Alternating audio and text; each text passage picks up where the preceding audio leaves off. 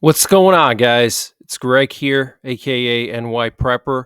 It is Wednesday, January 10th, 2024, and I have an emergency alert to share with you guys. Right now, it is 2:34 p.m. Eastern Time here in the United States, and we had some major breaking news come in last night. If you missed my live stream late last night, I recommend you go back and rewatch the live stream. But basically, there was another massive drone and missile attack in the Red Sea by the Houthis. They fired 18 drones and 3 missiles at U.S. forces and commercial ships in the Red Sea yesterday. And we also had a video come out of South Korea showing South Korea moving dozens and dozens of tanks and armored vehicles. We also have martial law in Ecuador as the Ecuadorian military is battling against the cartels that are trying to take over Ecuador and overthrow the government. Okay, so I want to update you guys on all of these events. But one thing that concerns me this afternoon is 2 Nuke Sniffer planes and a high priority reconnaissance plane for the president and the top generals. They all took off from Offutt Air Base in Omaha, Nebraska at the same exact time. Okay, so we have Adam 36 and Cobra 31, which are both Nuke Sniffer planes. And then we also have this combat scent plane, which is a high priority reconnaissance plane for the president and the top generals, all of them taking off at the same time. So it could be that one of our adversaries, one of our enemies overseas, might be planning some kind of a nuclear test, maybe Kim Jong-un, maybe Russia. But this is extremely unusual, guys. Okay, so I wanted to share that with you. Here's the video footage from South Korea in case you missed it. Look at all these tanks, guys. Okay, South Korea is preparing for the worst. And over the weekend, North Korea fired hundreds of artillery shells at South Korea.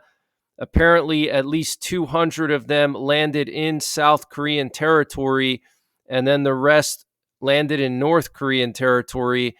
And there's still no details being provided by South Korea or the U.S. on where exactly these artillery shells landed. Did they land in the water? Did they land on land? And South Korea evacuated 3 islands when that happened, okay? And I want to just show you guys something here on this video. Look at all this equipment, guys. This is just absolutely crazy. But there's actually medical vehicles in this convoy, okay? At the end of the convoy, you'll see a medical vehicle. And you don't just move medical vehicles around for no reason at all. So NBC wrote today, citing the Pentagon, that Washington is considering several options to respond to the Houthis in the Red Sea. The British Ministry of Defense put out this official statement today on the Red Sea attacks last night. Let me read to you what it says. Overnight, the HMS Diamond, along with U.S. warships, successfully repelled the largest attack from the Iranian-backed Houthis in the Red Sea to date. Deploying Sea Viper missiles and guns, the Diamond destroyed multiple attack drones heading for her and commercial shipping in the area with no injuries or damage sustained to the Diamond or her crew. The UK, alongside allies, have previously made clear that these illegal attacks are completely unacceptable, and if continued, the Houthis will bear the consequences. We will take the action needed to protect innocent lives and the global economy. And then on the bottom, it's signed by Defense Secretary Grant Shapps, okay? So let me read this to you again. These illegal attacks are completely unacceptable, and if continued, the Houthis will bear the consequences, okay? And the White House said today that the Houthi attacks in the Red Sea are escalating. We warn al-Houthi against continuing to destabilize the security of the Red Sea. We warn the Houthis, and they have a choice and will bear the consequences of their attacks. The Houthi attacks in the Red Sea threaten global freedom of navigation. We will do everything we can to protect navigation in the Red Sea. Okay, so the White House now also warning the Houthis again, and they already put out a joint statement after New Year's. 14 countries, including the U.S., put out a joint statement saying that the Houthis will bear the consequences. So the Houthis are really testing the West here, okay, firing 18 drones, 3 missiles, the largest attack by the Houthis in the Red Sea to date. And we'll see how the West responds to this. And the Chinese Foreign Ministry has expressed Beijing's willingness to collaborate with all interested parties to ensure safe navigation in the Red Sea. So China is concerned about this because the Red Sea is a critical passage for ships coming from Europe to Asia. Now all these ships that come from Europe that normally would go through the Red Sea have to go all the way around Africa, which costs a lot more money, and it also delays shipping, okay? So China's concerned about this. And I want to just update you guys on the situation in Ecuador. We have some new footage coming in showing tanks of the Ecuador military rolling through the streets in Ecuador. This looks like the capital city of Ecuador. Lots and lots of tanks. So the president of Ecuador said today that we are in a state of war and we cannot give in to the terrorists, okay? So strong words there from the president of Ecuador. They are in a state of war. And Ecuador's president convened a meeting of Ecuador's National Security Council to develop and implement measures to eliminate organized criminal groups in the country. And Argentina has announced its readiness to send its security forces to Ecuador to help local services restore public order. So Argentina is offering to send their military, basically. The government of Peru declared a state of emergency along its northern border with Ecuador. Peruvian Prime Minister Alberto Atarola announced that as part of the declaration of a state of emergency, an unspecified number of military troops will be deployed to support the police forces. He added that Peru's defense and interior ministers will be near the border to coordinate operations. Okay, so last night, Peru deployed their special operations of the Peru National Police, and now they're deploying their military, okay? So Argentina's sending forces, Peru is sending forces, and where's the U.S., guys? Okay, we should be offering to help Ecuador now. This is a huge opportunity for us to take out a lot of these cartels and these gangs that smuggle drugs into the U.S. Okay, they operate in this part of the country. They have all kinds of bases there, okay, in Ecuador. We could be sending troops in to clear out these gangs and cartels, but we're not doing anything, okay? More than 130 prison guards and other staff are being held captive by inmates in at least 5 prisons across Ecuador. Okay, that's just a minimum number. I'm sure it's probably a lot more than that. I want to just share some more footage here. Here we have Ecuadorian military sergeant, looks like, giving a speech to his men. I want you guys to read this. He says, "A sacred oath that we made in front of our sacred tricolor at a very young age. Gentlemen, our people are suffering, and we cannot allow that. We cannot allow our Ecuadorian people to be crushed by people who do not want this homeland. Gentlemen, today we will consecrate ourselves and we will fight to defend this land that gave us birth, because if they mess with the Ecuadorian people, they mess with the glorious armed forces. Long live Ecuador." Okay, so that's what this sergeant was giving a little pep talk to his men. Looks like in the streets of the capital of Ecuador.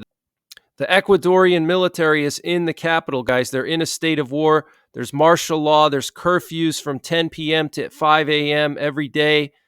Here we have some video footage showing some of the Ecuadorian police arresting the cartel members that went into that TV station, and they were holding the anchors at gunpoint on live TV. So the Ecuadorian police is kicking ass and taking names. Okay, look at this, guys. They are getting it done. So we need to keep the country of Ecuador in our prayers so they can restore law and order and bring these cartel members to justice.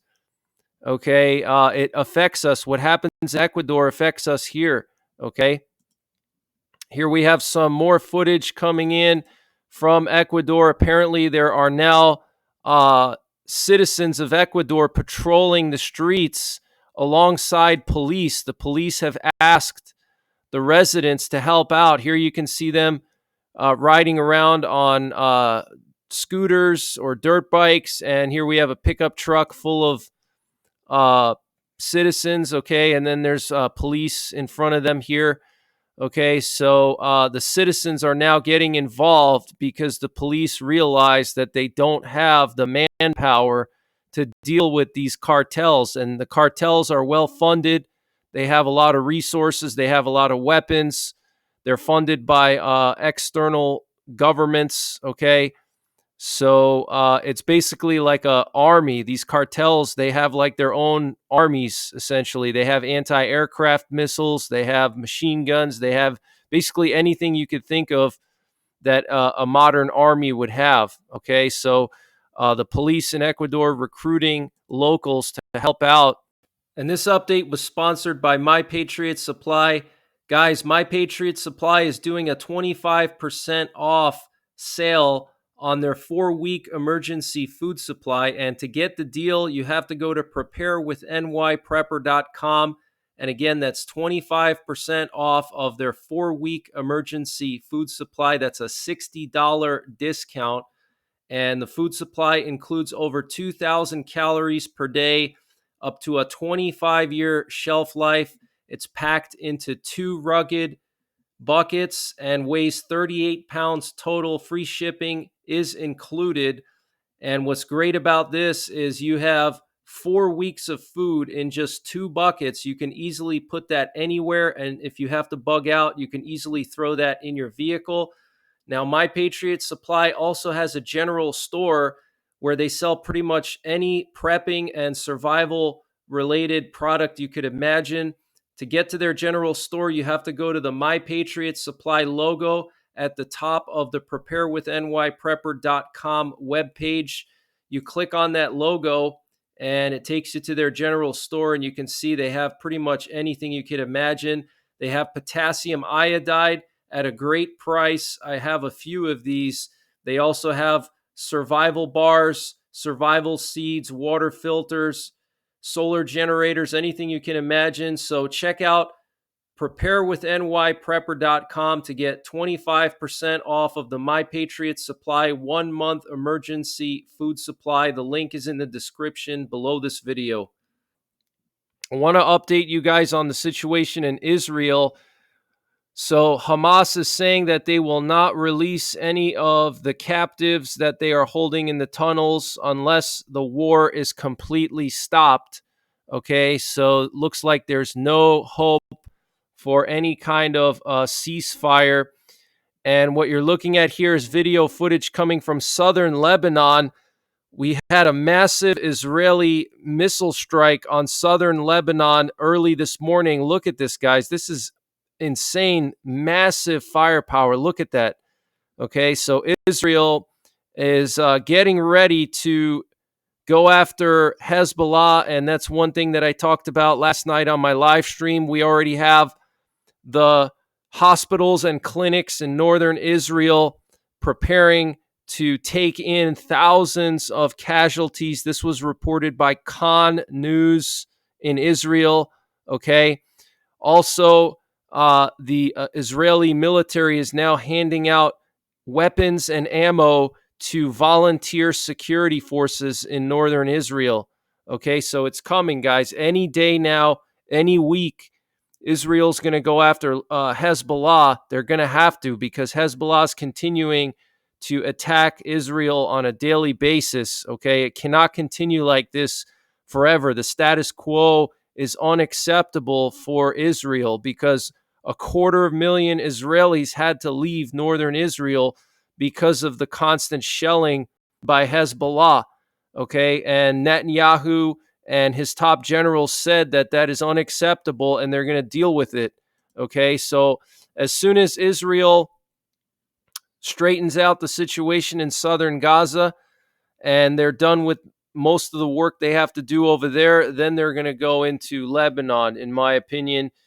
And apparently there were some more drone attacks in Iraq last night. Apparently there were 2 explosives-laden drones that tried to target a U.S. base near the Erbil airport in Iraq, and the Iranian proxies are claiming responsibility. Here we have some footage coming out.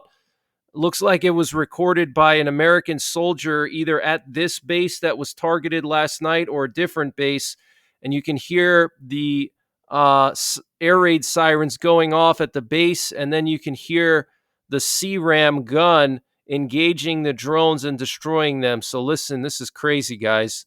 Incoming.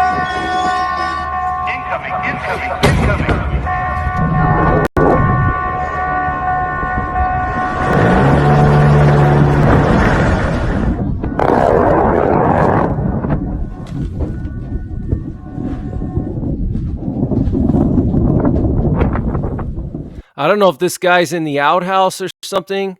Looks like he might be in the outhouse. You could see like his boxers here. That's what it looks like to me, but I could be wrong. Looks like he might have been in the outhouse, and then suddenly the air raid was going off. But you can hear the CRAM system engaging the drone. You can hear that brrr. That's the CRAM. It's like a heavy-duty machine gun that can lock onto aerial targets. So let's just listen to that again.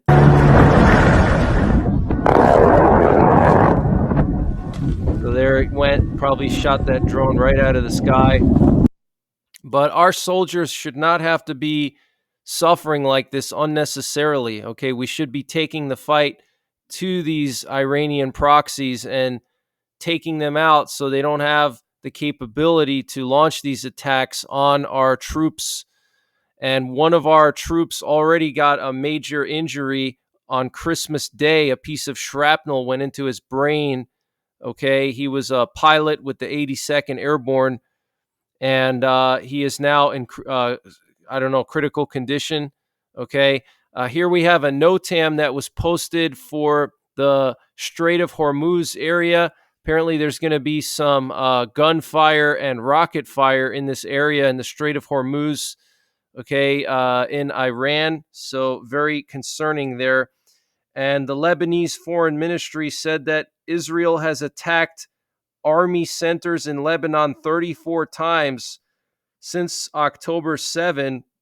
And apparently Iraq wants a quick and orderly negotiated exit of U.S.-led forces from its soil, but has not set a deadline, Prime Minister al-Sudani said, describing their presence as destabilizing amid regional spillover from the Gaza war.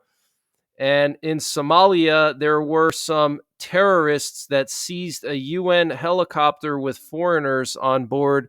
Want to just show you guys this interesting flight path here. This is an RQ-4 Global Hawk that flew from Sicily to Jordan, and it turned its transponder off once it got to Jordan.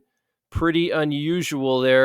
And here we have some video footage coming out of Estonia showing a massive amount of Western tanks, HIMARS, self-propelled howitzers. Okay, check it out. Here we have some self-propelled howitzers. Not sure what kind they are. They could be the Polish ones. And here we have another self-propelled howitzer. And here we have what appears to be an Abrams tank right here. Okay, Abrams tank. And here we have some kind of tactical vehicle with what appears to be a Stinger missile pod on the top. And here we have another tank of some kind. I don't know what kind of tank this is. It looks like a smaller tank, much smaller than the Abrams. And here we have what appears to be a HIMARS vehicle. And here we have a Bradley with some kind of Stinger missile pod on the top, it looks like, or anti-tank guided missile pod. And then here we have a French Martyr vehicle, okay, right here. And there you have the Estonian police. So, situation in Europe is escalating, guys. It's getting worse and worse. We also have some concerning information coming out of Poland. Looks like there could be a civil war in Poland, possibly. There's going to be massive protests planned for tonight and tomorrow in Poland because of an interior minister and his deputy that were arrested by the new leftist Polish government. And the Polish president is still a conservative. He's still in power. And he offered shelter to the interior minister and the deputy interior minister last night because he pardoned them years ago. And the Polish police said that the pardon was invalid, and they came in and they arrested him. And so now the Polish president is going to write letters to all of the heads of various international institutions, informing them that there were violations of Polish constitutional law, and that there's basically political prisoners being held in Poland for the first time since the fall of communism in 1989. Okay, so they're claiming that these ministers, the interior minister and his deputy, are basically political prisoners by the new leftist government. And apparently the interior minister that was arrested is going to start a hunger strike today. And he was already pardoned by the Polish president, guys. Okay, and then here we have the former Polish prime minister speaking about what happened, basically saying that these are political prisoners in Poland being held by the new leftist government. Poland regained its freedom. For more than 3 decades, no one was persecuted in our country because of their political views, and no political prisoners were held until now. For the first time since the dark days of totalitarian rule, we have political prisoners in Poland. They are the former Interior Minister Mariusz Kamiński and his deputy Maciej Wąsik. Both are democratically elected members of the Polish parliament. Both fought against communists. Both fought for justice in a free Poland by creating an office to fight corruption. Both enjoy the respect of Polish society. They are members of the Polish parliament. And unfortunately, both are victims of political revenge targeted by Donald Tusk's government. Yesterday, during their visit to the Polish President Andrzej Duda at the Presidential Palace, they were detained by the police and then taken into custody. This happened even though both received a presidential pardon, as the prerogative of the president allows under Polish constitutional law. So the Polish constitution allows for presidential pardons, and they still arrested these ministers, guys. The new Polish government is very much leftist, pro-EU, pro-abortion. They're very liberal, and they basically want to take revenge on the old Polish government, and that's what's happening here. In 2015. The entire process, which culminated in the detention of 2 politicians, took place in flagrant violation of the rule of law. This is simply an act of political revenge by the current government. So, crazy situation. There's going to be massive protests planned in Poland today and tomorrow. We'll have to wait and see what happens. It could get pretty intense. And the European Union will further scale up its support for Ukraine, Belgian Prime Minister Alexander De Croo said on Twitter yesterday after Belgium started its term leading the European Council and Russia started using Iranian drones powered by jet engines against Ukraine. They also started using North Korean ballistic missiles, and soon they might start using Iranian ballistic missiles against Ukraine. And Ukraine currently lacks the ability to produce its own modern air defense system, something that it desperately needs to protect its citizens from Russian strikes, President Vladimir Zelensky said at a joint press conference with Lithuanian President Gitanas Nausėda in Vilnius on January 10, that's today. Russian officials say children have been evacuated from Belgorod following attacks by Ukraine. Russian authorities evacuated 93 children from the western city of Belgorod after an alleged Ukrainian attack on the city. Belgorod Oblast Governor Vyacheslav Gladkov said today on January 10th. So Russia is evacuating kids and their people from Belgorod. You don't do that unless you're expecting a war in a certain area, okay?